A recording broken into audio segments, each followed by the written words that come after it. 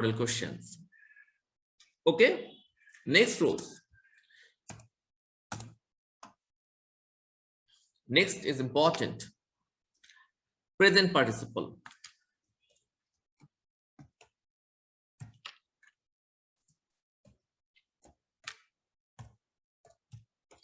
Present participle. My dear student, again, I want to inform you 2 or 3 classes already I have discussed from modifiers. Today's class, only those students who were absent or who did not understand clearly due to net connection or net problem. Okay, my dear student, present participle. Present participle means it will start with ing form. Same time, we can call it adjective because present participle always will modify the noun and take place before noun. Okay, we can write I can write a structure A oblique N oblique D plus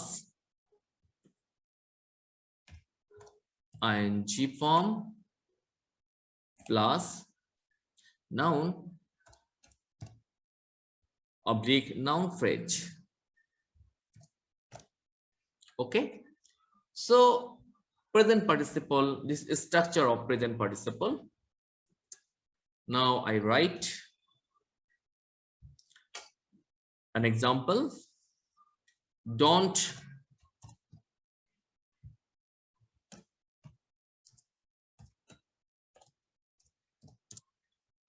disturb the sleeping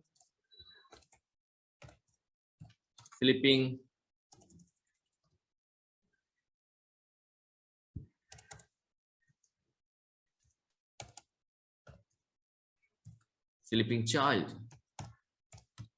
Don't disturb the sleeping child. এখানে দেখো যে আমরা যে স্ট্রাকচারটা লিখেছি এখানে a and d plus ভার্বের সাথে ing এবং তারপরে থাকবে নাউন এবং নাউন ফ্রেজ। তো দেখো ডোন্ট ডিস্টার্ব, বিরক্ত করো না, দা চাইল্ড, শিশুটাকে বিরক্ত করো না। তাহলে কোন ধরনের শিশুকে আমি বিরক্ত করব না? এখন দেখো শিশুটা সম্পর্কে ইনফরমেশন দেওয়া হচ্ছে যে স্লিপিং চাইল্ড। তাহলে স্লিপিং এর বাংলা অর্থ কি? ঘুমন্ত। আমি ওই ক্লাসগুলোতে তোমাদের সাথে আলোচনা করেছিলাম, 3-4টে গুরুত্বপূর্ণ তথ্য তোমাদেরকে আমি দিয়েছিলাম। তার মধ্যে 1 নম্বর ছিল যে অ্যাডজেক্টিভ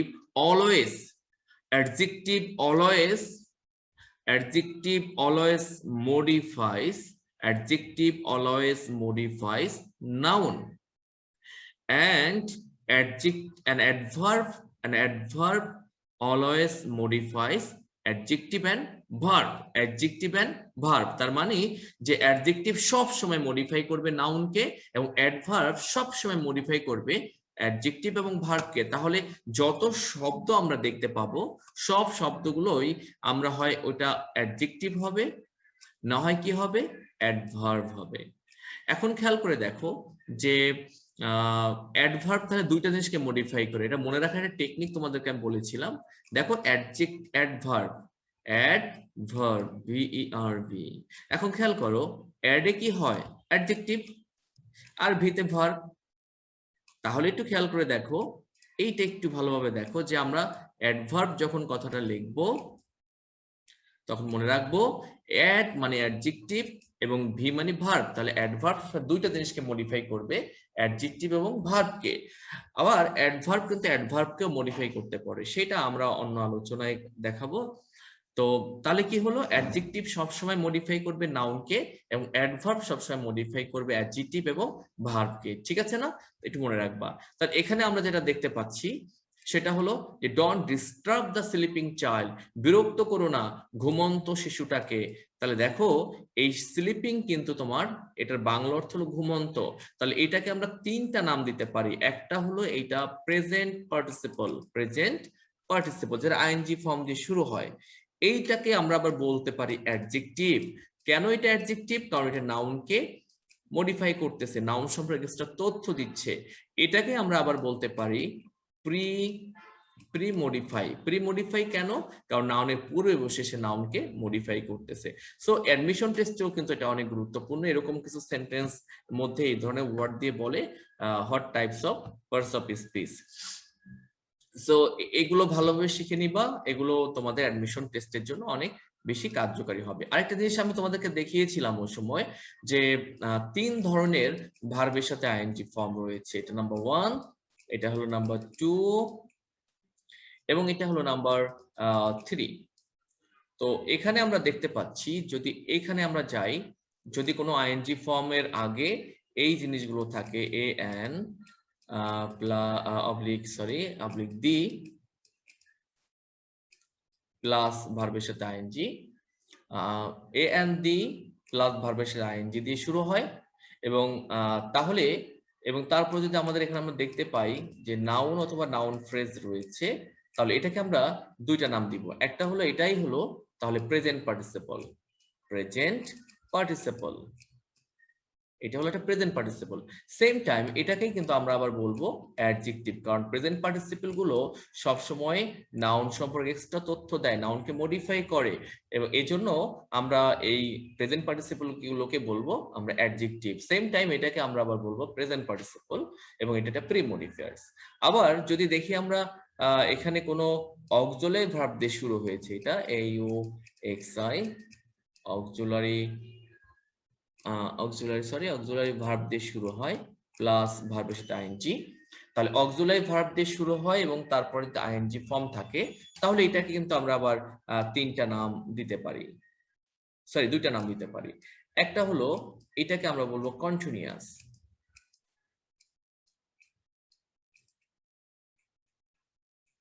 কন্টিনিউয়াস টেন্স। ওকে, যে কোনো ধরনের কন্টিনিউয়াস হতে পারে, প্রেজেন্ট কন্টিনিউয়াস হতে পারে, পাস্ট কন্টিনিউয়াস, ফিউচার কন্টিনিউয়াস হতে পারে, আর প্রেজেন্ট পারফেক্ট কন্টিনিউয়াস হতে পারে। তার মানে এগুলো কন্টিনিউয়াস, যেগুলো কন্টিনিউয়াস হবে সেই আইএনজি ফর্ম গুলোকে আমরা বলবো ভার্ব। ওকে, আচ্ছা, আর যেটা কিছু দিয়েই শুরু হবে না, একেবারে শুরুই হবে ভার্বের সাথে আইএনজি দিয়ে, সেটাকে আমরা দুইটা নামে ডাকতে পারি। একটা হলো তোমার জিরান্ট, GERUNT, এটাকে আমরা বলতে পারি জিরান্ট। সেম টাইম তাহলে এটা কি হবে বলতো? নাউন। স্টুডেন্টরা এই জায়গাগুলোতে খুব বেশি মিক্সড করে ফেলে, প্রবলেমে পড়ে, উল্টাপাল্টা করে ফেলে যে কোনটা প্রেজেন্ট পার্টিসিপল, কোনটা অ্যাডজেক্টিভ, কোনটা ভার্ব, কোনটা আবার কন্টিনিউয়াস, কোনটা জিরান্ট, আবার কোনটা নাউন। সো এখানে আমি তোমাদেরকে যে বিষয়টা লিখে দিলাম, যেটা প্রেজেন্ট পার্টিসিপল সেটাই কিন্তু অ্যাডজেক্টিভ, যেটা কন্টিনিউয়াস সেটাই কিন্তু ভার্ব, যেটা জিরান্ট হবে সেটাই হলো নাউন। তাহলে গ্রামাটিক্যালি যদি এখান থেকে বলি তাহলে একটা প্রেজেন্ট পার্টিসিপল, একটা কন্টিনিউয়াস টেন্স, আর একটা হলো কি জিরান্ট। যদি পার্টস অফ স্পিচের দিক থেকে বলি তাহলে একটা নাউন, একটা অ্যাডজেক্টিভ, একটা ভার্ব এবং একটা হলো তোমার নাউন, একটা অ্যাডজেক্টিভ, একটা ভার্ব এবং একটা হলো নাউন। এগুলো অ্যাডমিশন টেস্টের জন্য বা যে কোনো ধরনের কম্পিটিটিভ এক্সামের জন্য অনেক গুরুত্বপূর্ণ।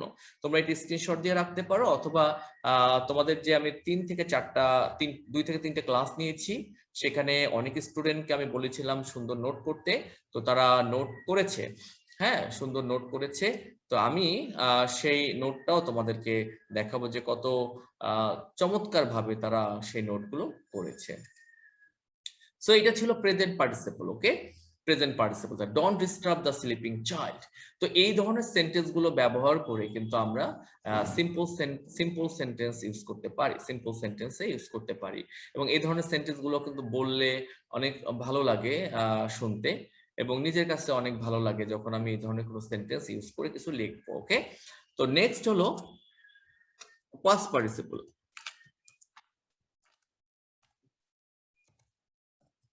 পাস্ট পার্টিসিপল, আচ্ছা, পাস্ট পার্টিসিপল স্ট্রাকচারটা কি হবে?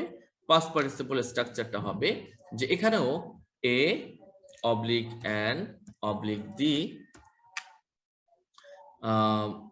Plus V3, okay, plus noun oblique noun phrase, noun phrase বসবে। ওকে,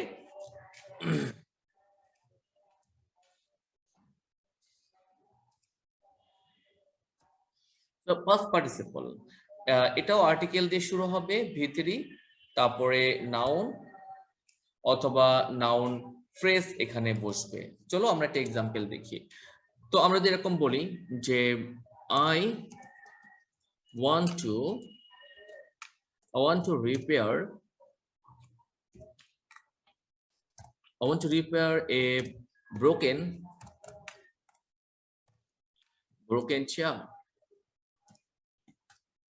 I want to repair a broken chair.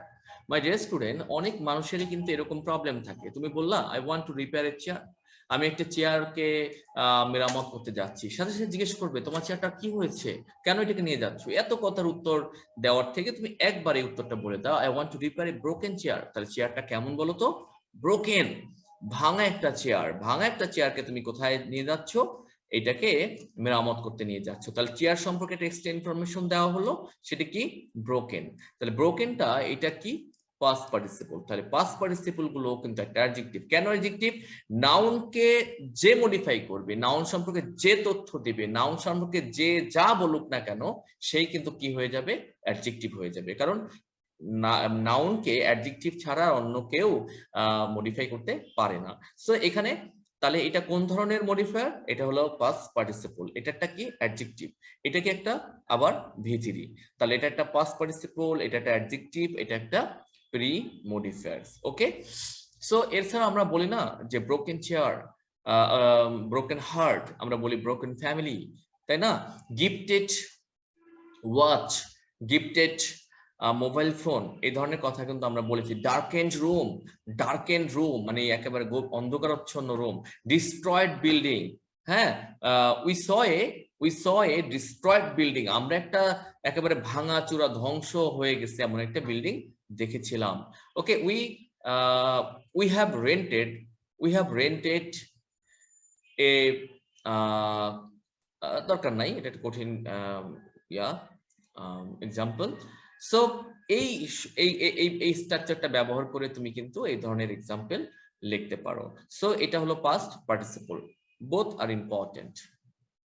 Next, পরবর্তী রুলসটা হলো পিওর অ্যাডজেক্টিভ।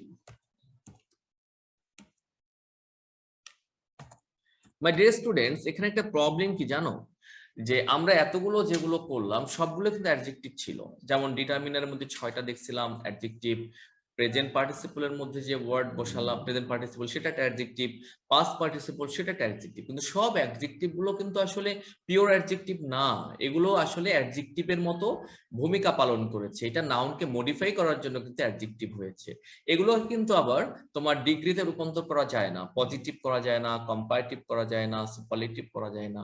কিন্তু এখন আমরা যে অ্যাডজেক্টিভ গুলো লিখবো, এগুলো কি হয় যে এগুলো জাস্ট ডিসক্রাইব এ নাউন, মানে নাউনের দোষ গুণ অবস্থা সংখ্যা পরিমাপ এগুলো বলবে, এবং এগুলো পিওর অ্যাডজেক্টিভ।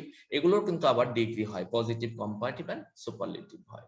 তাহলে আমরা যদি একটা এক্সাম্পল এখানে লিখি, দেখো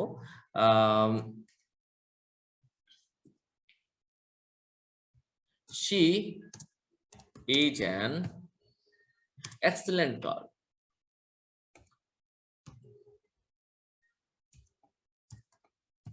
Excellent girl. দেখো এইটা কিন্তু she is an excellent girl, সে একটা কেমন girl? Excellent. she is an excellent girl। তাহলে এখানে গার্ল সম্পর্কে কিন্তু একটা এক্সট্রা তথ্য দেওয়া হয়েছে, গার্লটা কেমন? এক্সিলেন্ট। এখন তুমি এই এক্সিলেন্টের এই জায়গাগুলোতে অনেক কিছু লিখতে পারো, কিন্তু তুমি চাইলে এখানে গুড লিখতে পারো, তোমার যদি এটা মনে চায় তুমি এখানে ব্যাড লিখতে পারো, যদি তোমার এখানে মনে চায় এখানে তুমি লিখতে পারো ব্রিলিয়ান্ট লিখতে পারো, ব্রিলিয়ান্ট লিখতে পারো, তুমি মেরিটোরিয়াস লিখতে পারো, তুমি আরো কি আছে, অ্যাটেনটিভ লিখতে পারো, হ্যাঁ, এরকম অনেক শব্দ তুমি এখানে কিন্তু রিপ্লেস করতে পারবা, কোনো সমস্যা নাই। তাহলে এটাও দেখো নাউনকে মডিফাই করতেছে, গার্ল সম্পর্কে এক্সট্রা ইনফরমেশন দিচ্ছে যে সে কেমন, এক্সেলেন্ট একটা গার্ল। তাহলে এটা একটা অ্যাডজেক্টিভ। ওকে, সো এইটাই আমরা দেখলাম একমাত্র পিওর অ্যাডজেক্টিভ, বাকিগুলো ছিল অ্যাডজেক্টিভের ভূমিকা পালন করতেছিল, সেগুলো নাউনকে মডিফাই করতেছিল। তো যাই হোক, এরপরে যে রুলসটা আমরা দেখব সেটা হলো নাউন অ্যাডজেক্টিভ। হ্যাঁ, noun adjective.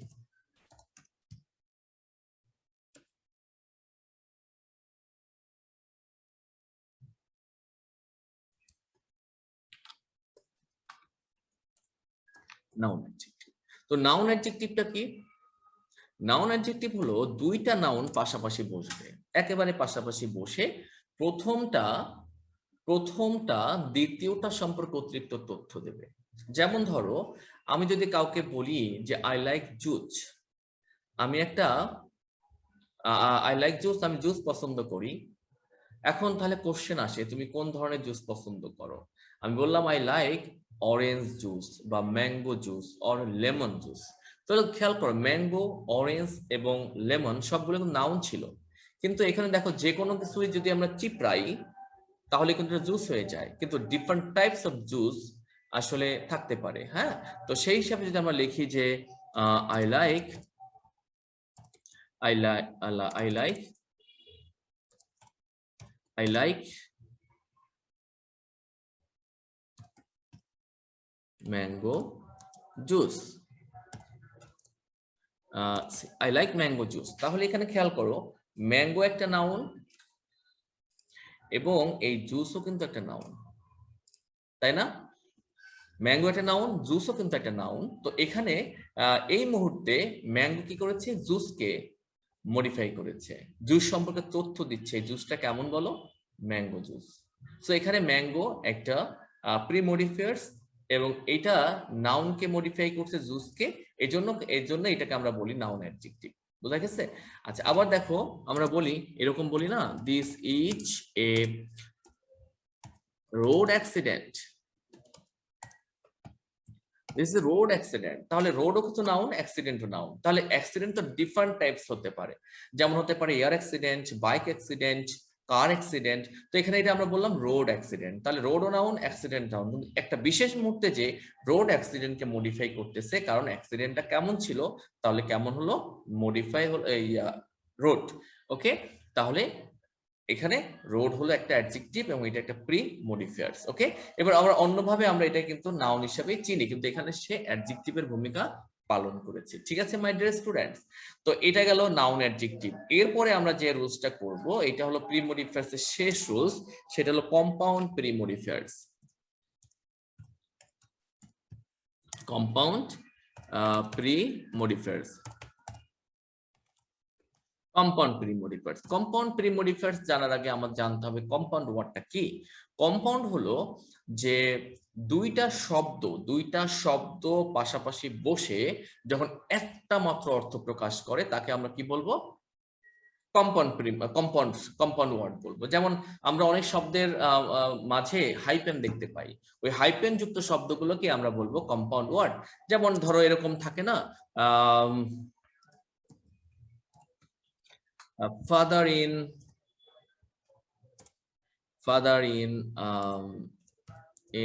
law, father in law, এরকম থাকে না? তো এই যে হাইপেন যুক্ত শব্দ, এই শব্দগুলো মিলে একটা মাত্র অর্থ প্রকাশ করবে। আবার দেখো এই সে আর দি হার্ড ওয়ার্কিং, এই যে হার্ড ওয়ার্ক, ওকে, হার্ড ওয়ার্কিং। দেখো এখানে হার্ড ওয়ার্কিং, এই দুইটা ওয়ার্ডের আলাদা আলাদা অর্থ, কিন্তু দুইটা মিলে একটা অর্থ যখন প্রকাশ করবে, দুজন মিলে একটা মতো শব্দ বা একটা মতো অর্থ প্রকাশ করবে, তখন তাকে আমরা বলবো কম্পাউন্ড ওয়ার্ড। ওকে, এবং তার মাঝে একটা হাইপেন থাকবে। এখন অবশ্য আমেরিকান ইংলিশে আমরা এটা দেখতে পাই না, তারপরও হাইপেন বেশিরভাগ জায়গায় থাকতে পারে, সেটাকে আমরা বলবো কম্পাউন্ড ওয়ার্ড। তাহলে কম্পাউন্ড প্রি মডিফায়ার্স কোনটা, যেটা এই ধরনের ওয়ার্ড গুলো বসে যখন কোনো নাউনকে মডিফাই করবে তখন আমরা তাকে বলবো কম্পাউন্ড প্রি মডিফায়ার্স। যেমন ধরো আমরা এখানে লিখতে পারি Sanjana, Sanjana is a good looking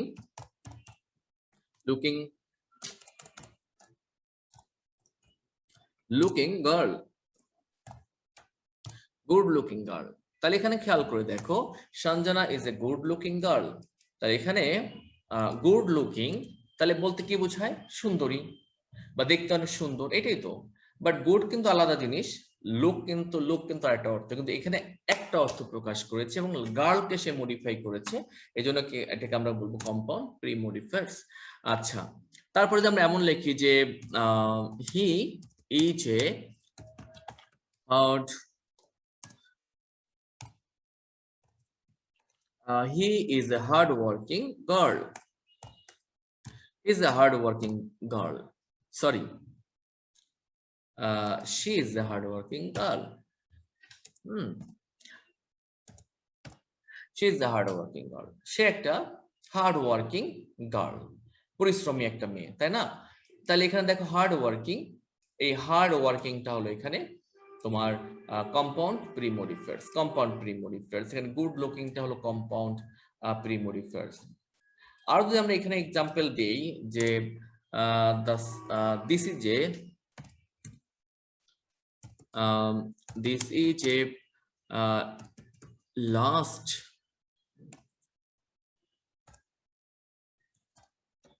a last minute, sorry,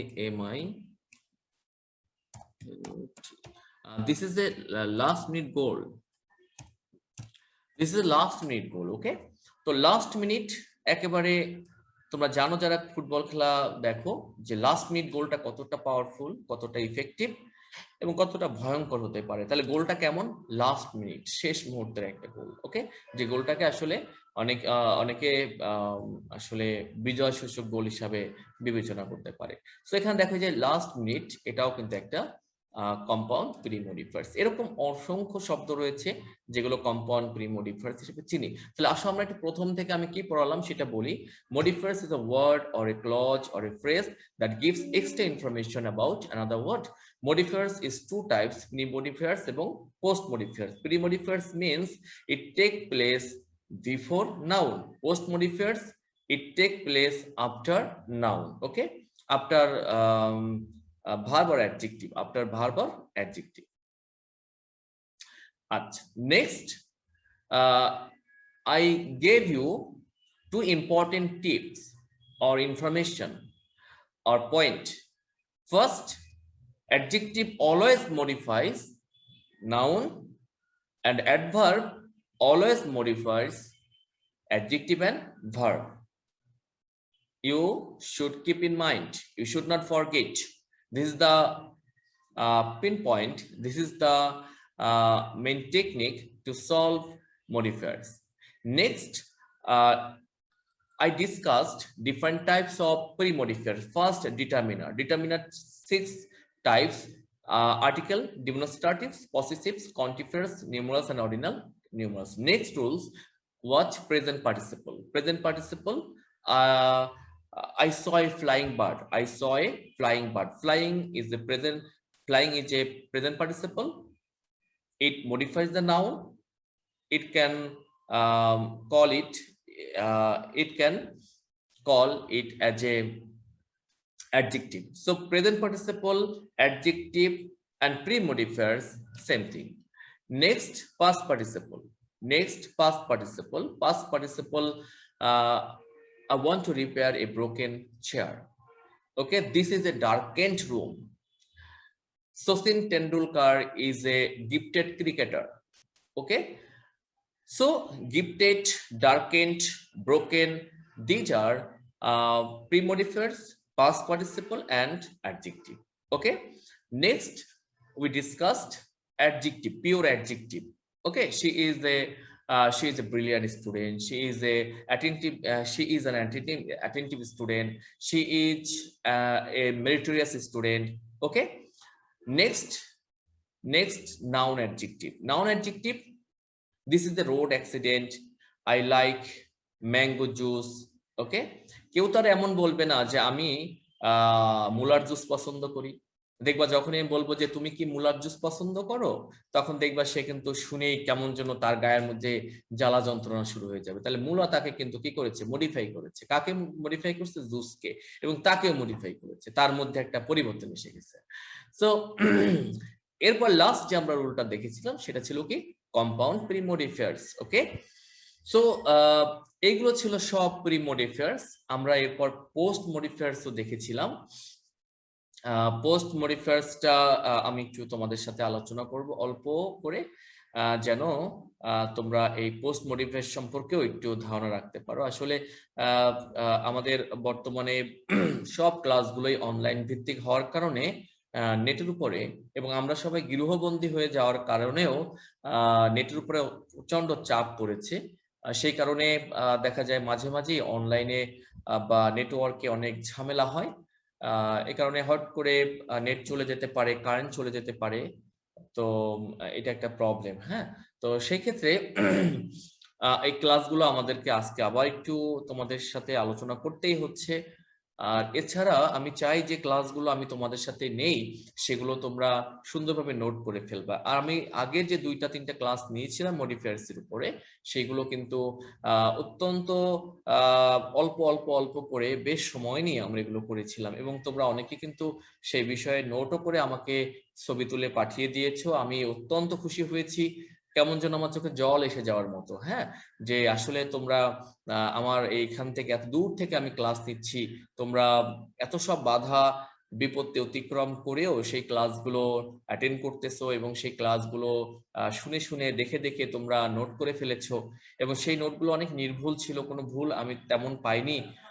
আমার কাছে অত্যন্ত ভালো লাগছে বিষয়গুলো। হ্যাঁ, তো মাই ডিয়ার স্টুডেন্ট, আসলে এটাই ব্যাপার যে তোমরা যদি তোমাদের ঘরে বসে সময়গুলো কাজে লাগাও, এই রকম একটা প্রযুক্তি, মোবাইল ডিভাইস বলো বা ইয়াগুলো বলো, ল্যাপটপ বলো, অন্যান্য যে বিষয়গুলোই বলো না কেন, এগুলো যদি আমরা মিস ইউজ না করে এগুলোকে যদি প্রপার ইউজ করি, তাহলে কিন্তু এগুলো আমাদের জন্য আশীর্বাদ হয়ে যাবে। অন্যথায় এগুলো কিন্তু আমাদের জন্য ভয়ানক ক্ষতির কারণ হবে। আজ ইয়াং জেনারেশন, আজকে অ্যাডোলেসেন্স তোমরা যারা আছো, বেশিরভাগ স্টুডেন্টরাই কিন্তু আজ নানান রকম ভাবে অ্যাডিক্টেড, যেটা বলার মতো না। এবং বেশিরভাগ অ্যাডিকশনের কারণটাই কিন্তু এই প্রযুক্তি এবং এই অনলাইন।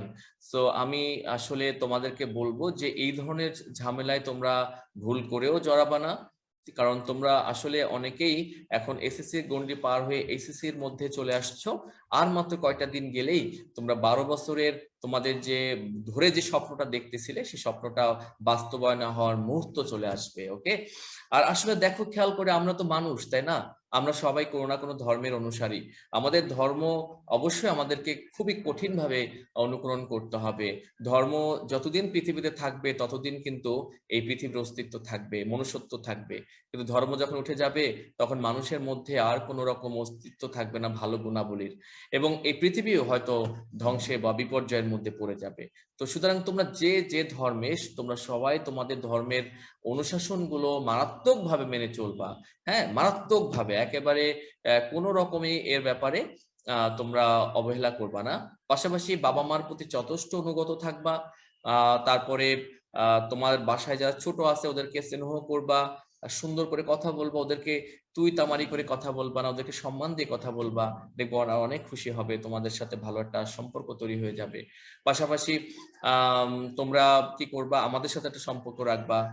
আমরা যখনই তোমাদেরকে এই জুম ক্লাসগুলো বা অনলাইন ক্লাসগুলো অফার করি, অথবা কোনো কোনো ক্লাস আমরা তোমাদের পেজে শেয়ার করি, সাথে সাথে সেই ক্লাসগুলোর তোমরা ফলো করবা, সুন্দর নোট করবা, পড়ে ফেলবা, নিজেদেরকে তৈরি করে ফেলবা আগামী এইচএসসি পরীক্ষার্থীদের জন্য। কখনো গুজবে কান দিবা না যে সবাই অটোপাস পেয়ে যাচ্ছে, আমাদের উপরে অটোপাস দিয়ে দিবে, প্রতিষ্ঠান খোলার কোনো নাম নাই, এত পড়াশোনা কিসের, এইসব কথা মাথায় নিবা না। হ্যাঁ, তোমার তোমার পরীক্ষা হবে 2022 সালের এপ্রিল মাসে, এটা মাথার মধ্যে রাখবা। এখন পরীক্ষা আগাক না পিছাক না কি দিক সেটা তোমার দেখার বিষয় না, তোমার মনে রাখতে হবে 2022 সালের এপ্রিল মাস পর্যন্ত হলো তোমার ডেডলাইন। হ্যাঁ, ওই মধ্যে you have to complete your 13 subjects. Okay, তোমার 13টা সাবজেক্ট কমপ্লিট করতে হবে। তাহলে তোমার সময় কোথায়? তোমার তো সময় নেই বসে থাকার। বুঝতে পেরেছো? Negative attitude you should avoid, because negative attitude গুলো অত্যন্ত খারাপ, খুবই খারাপ। ওকে, এটা একটু মনে রাখবা যে ওই যে কিছু কথা আছে না যে a bad attitude is like a flat of tyre, a bad attitude is like a flat of tyre, you can not go anywhere until you change it. যতক্ষণ পর্যন্ত যে তুমি কোনো গাড়ি নষ্ট হয়ে গেছে চাকা, তুমি সেটা তো সামনে আগাতে পারবা না।